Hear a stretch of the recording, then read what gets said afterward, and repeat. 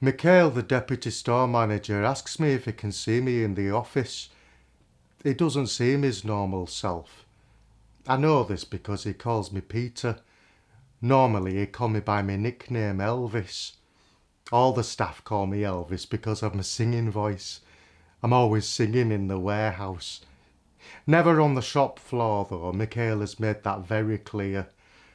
Sometimes when I'm leaving work at 5:30, I can hear some of the staff saying Elvis has left the building, which makes me smile. Mo, my carer, asked me if I thought that they were being cruel, but I only occasionally hear them snigger. So I go into the office and David, the store manager, is also there. He blamed me for a stack of television sets being knocked over in the warehouse, even though it wasn't me. I heard him say to the warehouse manager that I shouldn't be doing that kind of work because he's not the sharpest tool in the drawer. Mo said that that was really cruel and that I should complain, but I didn't want to make a fuss because I heard some redundancies were due. Mind you, those kids in the street call me much worse names than that. Anyway, David said that there's some difficulty with work and they've had to make some cutbacks, and this involves losing some staff. Unfortunately, he says, you are one of 10 people that have been considered for redundancy. He said this'll take a period of time before the redundancies are finalised. Anyway, I get the bus home as normal. Suddenly those kids are out in the street again, and one of them says, "Is Pervy Pete? Have you got any sweets for us today?" I get really angry and I tell them that I'll tell the mothers. "Pervy Pete," another one shouts. "Why haven't you got a girlfriend?" "'Cause he's fucking weird," shouts another one. I push my way through and I carry on home, and I can hear them laughing in the background. It's always been like this. It's worse since Mum died.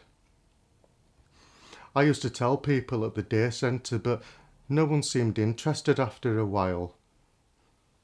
Anyway, I get home and most cars in the drive. It's early tonight, but he's got a key, so he lets himself in and he has a bit of a tidy around before he washes my hair and me back in the bath. He was really good friends with Mum. He comes round more, since she died. I think he's worried about the house. He jokes and he says I'm not very tidy. I say it's hard work running a house. I've never owned one before. Anyway, later on that night when he's washing my hair, he says I should have a girlfriend to do this kind of thing. I know he's joking, but he's right. That's why I've joined one of those dating websites.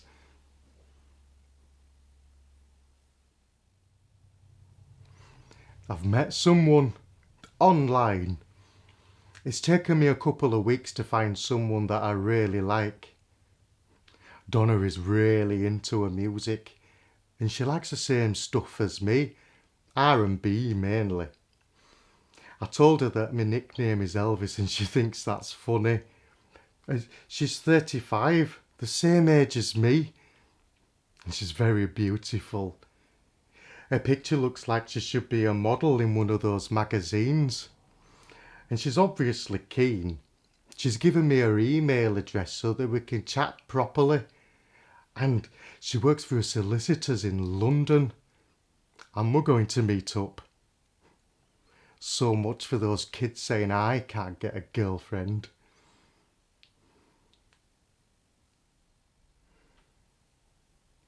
Bit of a problem. Donna has emailed to say that work is causing her problems. She was supposed to be coming to see me in Bradford. We'd arranged that she was coming for 10 days, so I'd got Mo to sort out the bed in the spare room. "Who's staying?" asks Mo. I tell him it's just a friend.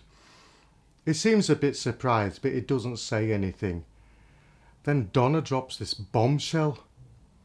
She says, "Elvis," she says, "I've no more holidays left at work, so I'm going to have to buy some days. It's £250 a day for 10 days. So I work it out on my calculator app, and it turns out it's a total of £2,500. Oh dear, I said to her. That does seem like a lot of money. Maybe her work is not doing very well. Bit like mine, really. I'm so disappointed, and so is Donna. Elvis, she said, I was so looking forward to meeting you finally. Looks like it's not going to happen now. It turns out that Donna is going to work abroad for a bit, so she's had to pay for all the flights and everything herself. A company would pay her back, of course, but in the meantime it's left her short.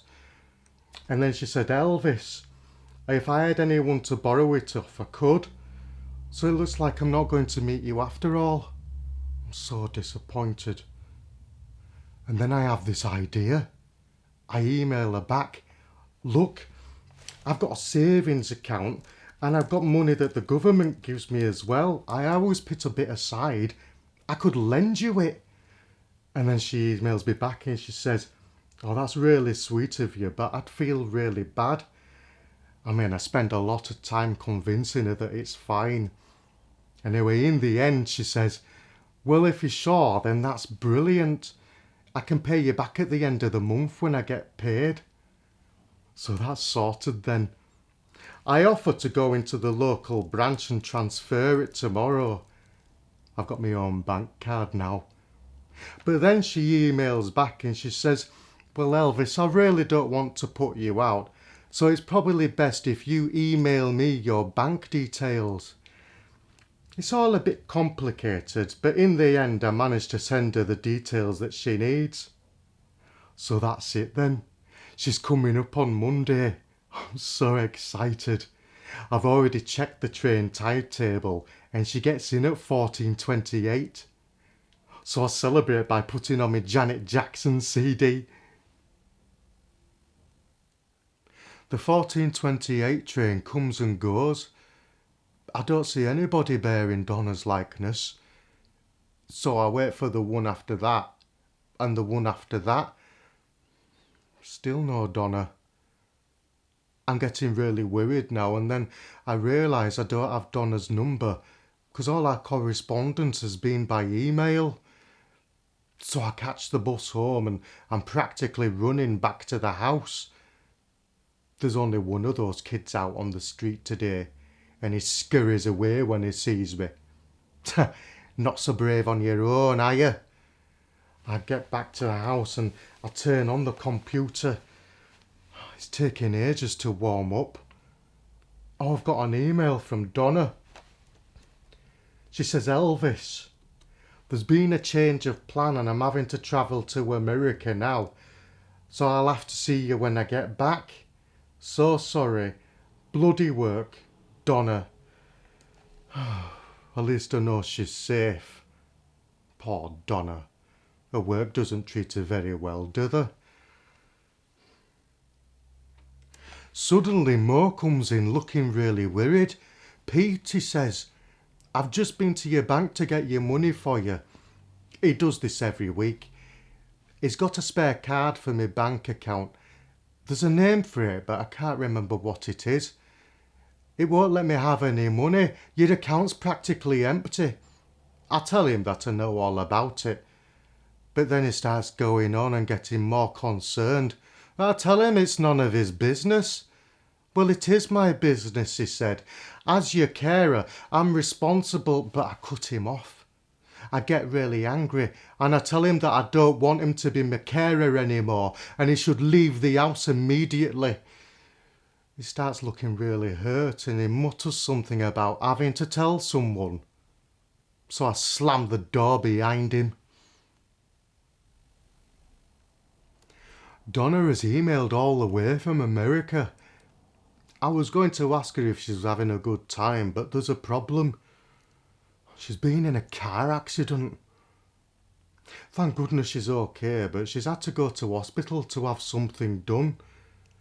Elvis, she said, I'm in a right mess. The laws are different over here.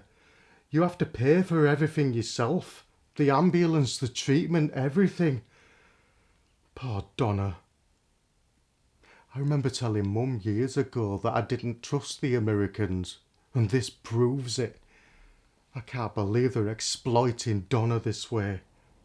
Elvis, she said, if I had anyone else to ask, I would, but I need some money quick. I explained to her that I don't have much money left in my account, but then she suggests something called a payday loan.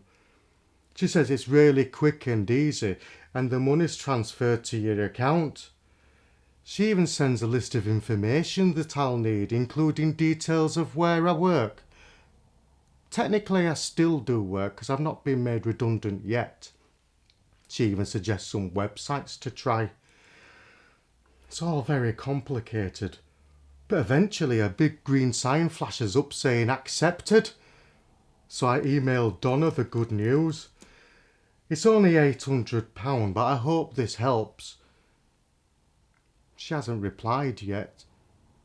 But I suppose she's got other things on her mind. It's official. I've been made redundant. I will miss everyone. Well, apart from David. Never mind. Donna should be back from America soon. There's a knocking at the door. I'll have a peep through the curtain. I thought it might be Mo. He keeps coming round, but I've put the bolts on the door so he can't get in. Oh, no, it's not him. It's that social worker woman again. She keeps coming round. I thought she'd have got the message by now. I'll pretend I'm not in. I wish Donna would message me. She probably needs some more money. I bet the Americans are keeping her prisoner until she pays everything back that she owes them. I've not got anything else I can give her. Other than that, all I've got is the house.